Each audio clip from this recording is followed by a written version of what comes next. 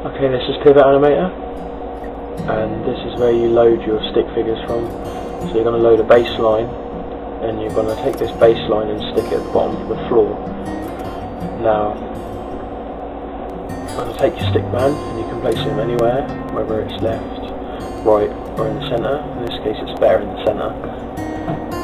Okay, so you start to move your stick man into a position so it looks like he's walking. So you bend his limbs, make sure you bend every limb, because his arms are going to wave as well as his legs, and his back may bend slightly as well. Okay, so you click next frame, and you're going to start to move as if he's walking. Now the front leg is a pivot point, and the back leg and the rest follow it around it, so that you pivot over the front leg. So now the front leg is going behind, the back leg is coming forwards. And as you see, he's pivoted round the back leg, which was at the front. Now the front leg is going to start to do the same in retrospect.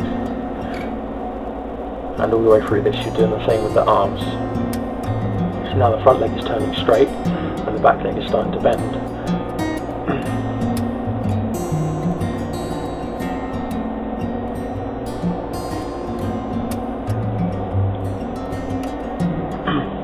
I'm just testing it to see how it looks so far, see if there's any glitches, see if I've moved it too far.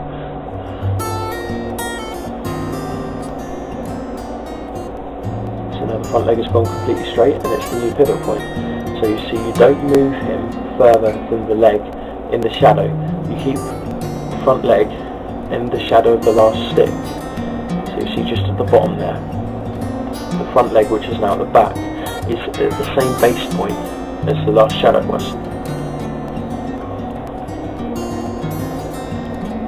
Now you're bending all of his limbs, making sure they're all moving in smooth motion.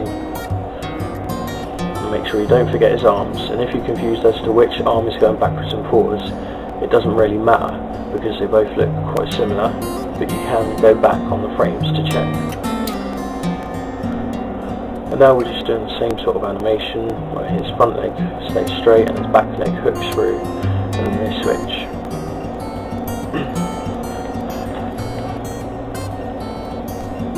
So now you're getting nearer to the end of the walking animation.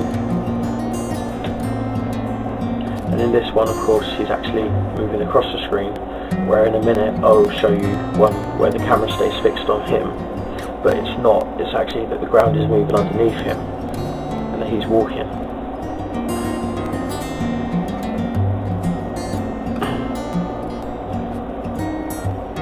Okay, now the front leg's going straight again, you're putting it on the same pivot point as the last shadow, bending his arms, moving his legs, the arm comes out, the arm goes forwards, move the pivot leg, bring the tuck leg through, bend the bottom a bit, oh, wrong leg, then that one comes straight in that one.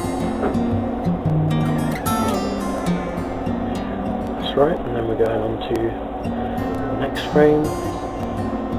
Don't forget his arms.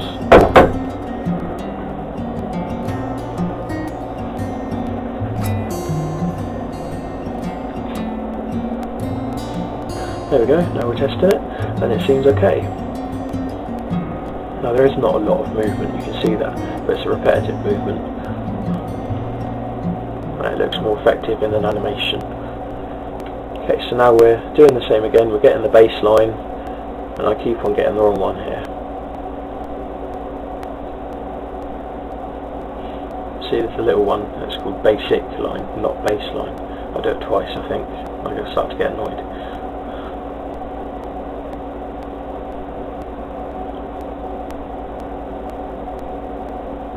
No, got the right one. Okay, so you stick the baseline down. You stick the man on it.